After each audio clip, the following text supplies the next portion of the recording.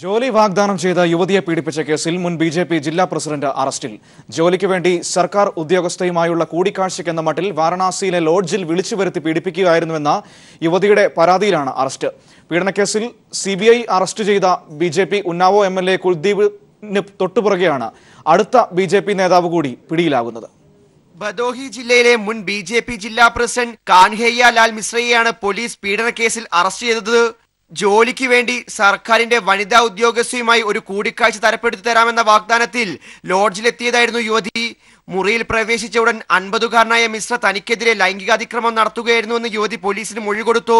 പീഡന ശ്രമത്തിനിടെ യുവതി പ്രതിരോധിക്കാൻ ശ്രമിക്കുകയും ബഹളം വെക്കുകയും ചെയ്തപ്പോൾ അടുത്തുള്ള മുറികളിലുള്ളവരുടെ ശ്രദ്ധയിൽപ്പെടുകയായിരുന്നു.